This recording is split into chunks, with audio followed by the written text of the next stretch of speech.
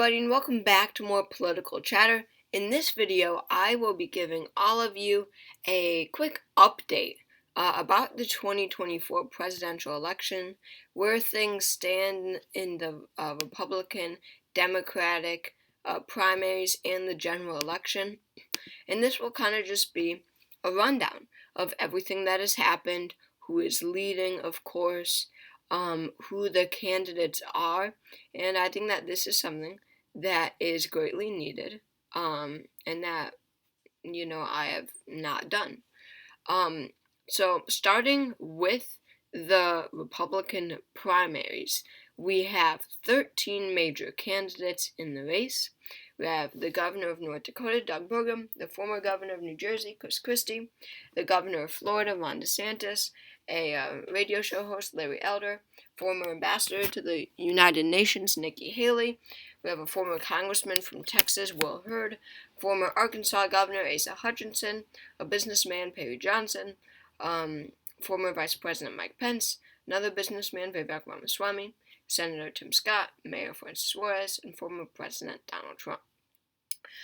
As all of you know, Donald Trump is heavily leading this field. Just looking at polling, if I can get it up here, Donald Trump is the blue, and Ron DeSantis is the red. And obviously, Donald Trump has a gigantic lead over everyone else.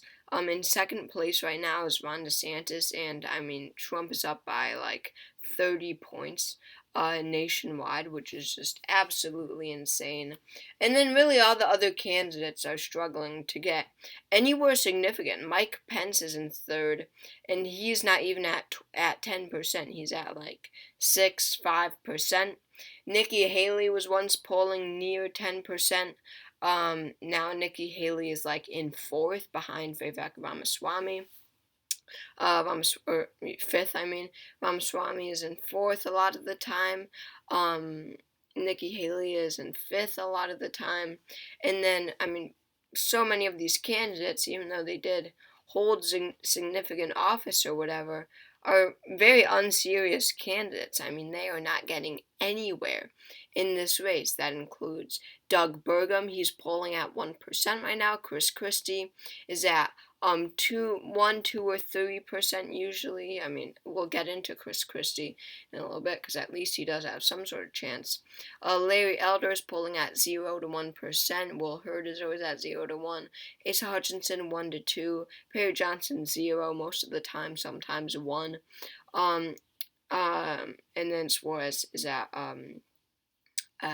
0 to 1 most of the time. So we do have a lot of candidates, a good chunk of candidates who are really struggling to get over the 1% mark to have any sort of chance. There are a few, like Nikki Haley, who's at 4 or 5%, maybe, she could have some effect. Mike Pence at 6 or 7%, Tim Scott at 4 or 5, like Haley. But there is a trend for a lot of these candidates, and that it's not like anywhere near Trump or DeSantis. This really has become a two-way race, Back in 2021, around that area, 2021, even some of 2020, it was really, before it was certain that Trump would run again. We figured he would, but we really didn't know what kind of grip Trump had over the party. But we thought, this might be a few major contenders in this race. Have, Donald Trump and Nikki Haley might be a major contender. Ron DeSantis might get in. He might be a major contender. And then there was Mike Pence. People were saying Mike Pence was going to run for president and that he would, get a whole ton of votes. And who else? Trying to think. No one's even coming to mind. Some people even floated Glenn Youngkin, and he, back in 2021, and he might still run, but he was thought to be a major contender. But the point is that, no one besides Trump or DeSantis has been able to make any sort of impact on this race. I mean, this is a race where we thought at the beginning that there might be a few major contenders, maybe 20 percenters, 25, 30 percenters, but what we have seen is two camps. One camp standing by the former president who lost in 2020, Donald Trump, and another camp who is saying we need to move on. I mean, yes, the nation is polarized right now, but you know what else is polarized? The Republican Party. There is one camp who says Donald Trump was a great president, we need him again.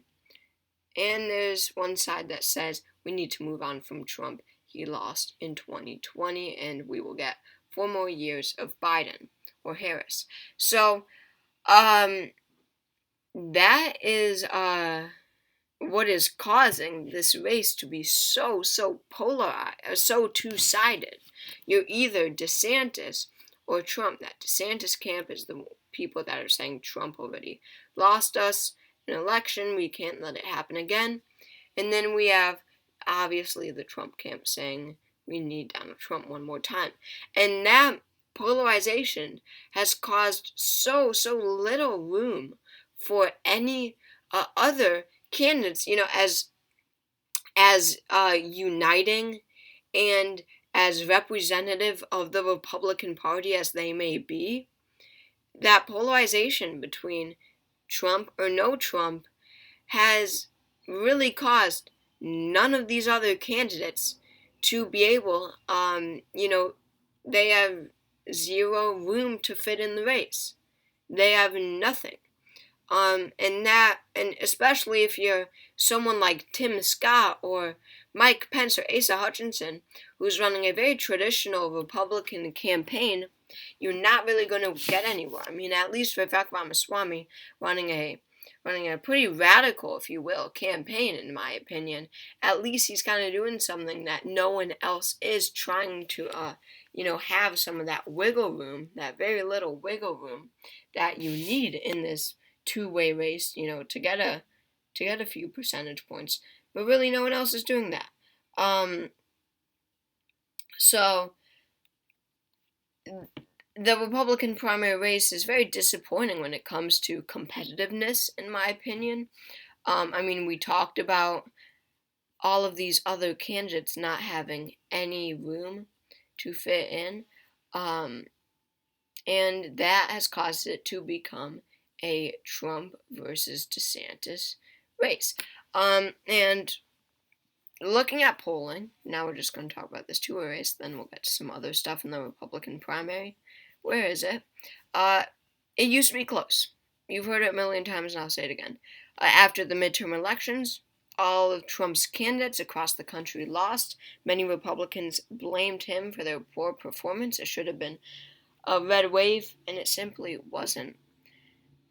And then we have, over time, Donald Trump really expand his lead.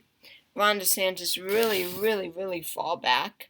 I mean, it has been so bad for DeSantis in the last few months. There were a lot of things that helped trump the indictment, just the legal stuff. But honestly, I think more than anything, it was simply time. I think that time after the midterm elections, when not all you heard about was no red wave after the midterm elections, and people kind of forgot about it more, and all you heard now was, Trump running for president again. I really don't think that, I think that it's kind of starting to wear off, the midterm elections, and that DeSantis can't just run on that anymore. Before, that's all he was running on. He was just running on the fact that, Trump's candidates did poor and he'll lose again. But it's just not working anymore, and that has caused a huge decline in his campaign. He got no boost. People were saying there was going to be a huge boost in his polling after he announced. That is not the case. He's still doing horrible. But that's where that's what's going on right now. in the two-way race between DeSantis and Trump. But hey, at least he's now like, flat right now, if you know what I mean. He's not going down anymore. But I've said this a couple times now, but Ron DeSantis is now known for like running a horrible campaign, and now it's just going totally downhill and like, like catching on fire and just burning to the ground and dying.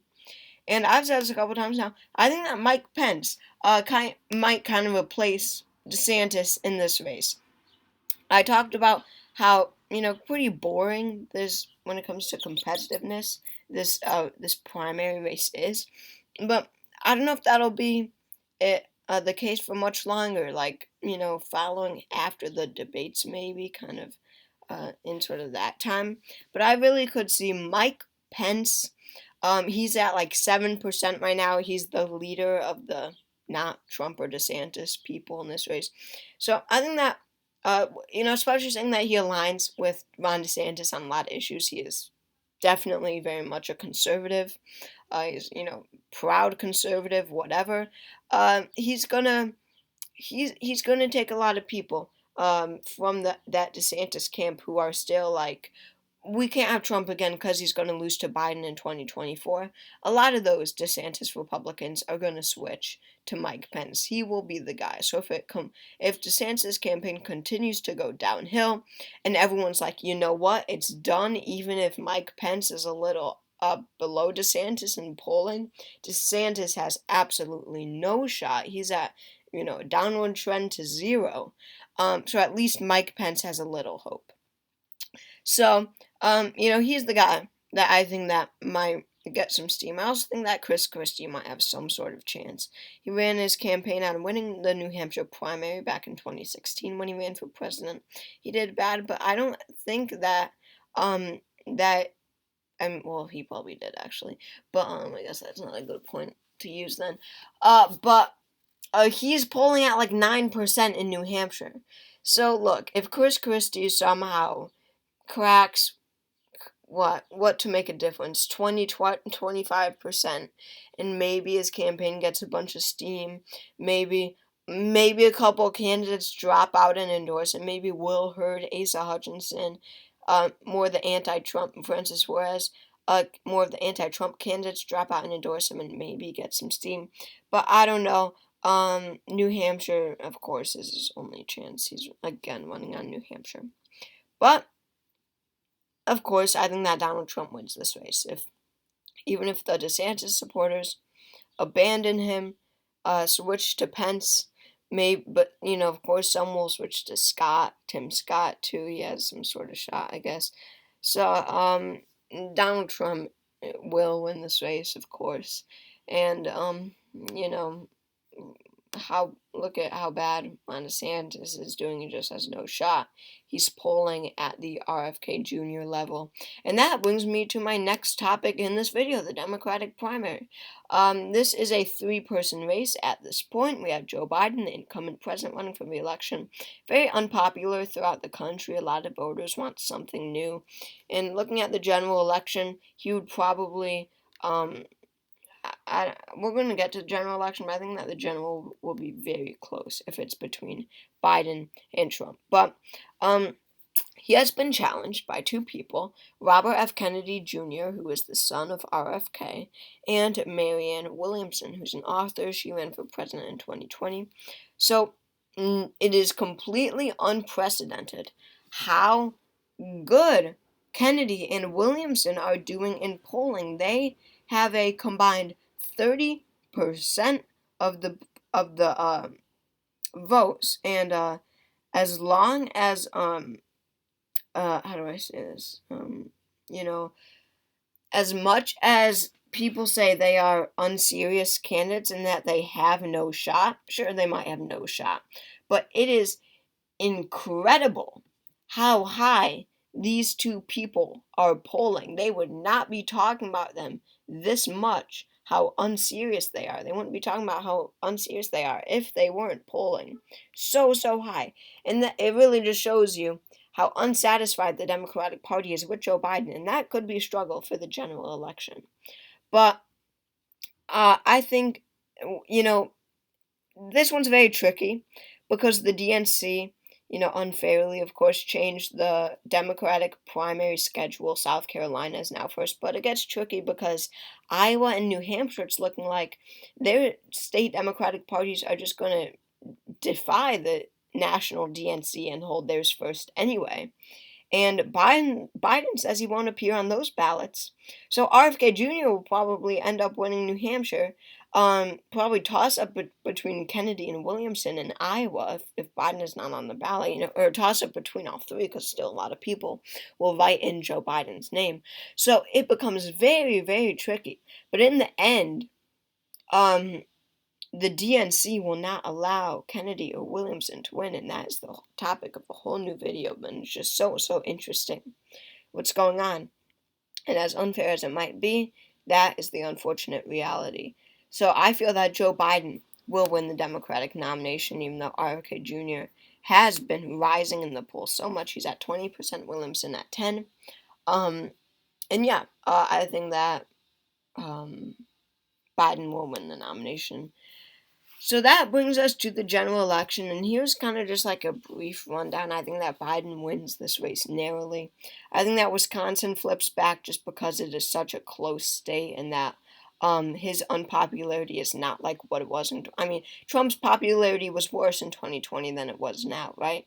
And Wisconsin went to Biden by like 0.6 or something. So if Biden won it that narrowly in 2020, and now he's more unpopular now than he was in 2020. A lot more unpopular than he was in 2020. That one probably flips back. Michigan, too Democratic to flip back. Pennsylvania, too many suburbs to flip back with the legal stuff with Donald Trump. Georgia's tough, but I mean, those Republicans who opted out to vote for Trump in 2020. It's not like they're going to be more inclined to vote for him now just because Biden is not that well. It's really, they're really not going to vote for him. North Carolina probably too Republican to go to the Democrats. Arizona, trending left, very anti-Trump, stays with the Dems. And then Nevada, so many Hispanics, Latinos, trending right. Feel that Donald Trump would win them once again. Low voter turnout for the Democrats. So I feel that Joe Biden wins narrowly, 287 electoral votes to 251. Probably an election update coming soon. Prediction analysis. But anyway, I hope you all enjoyed this video. It was a fun one to make. And yeah, I'll see you all next time. Drop a comment for what I should do next. Subscribe. And yeah, I will see you later.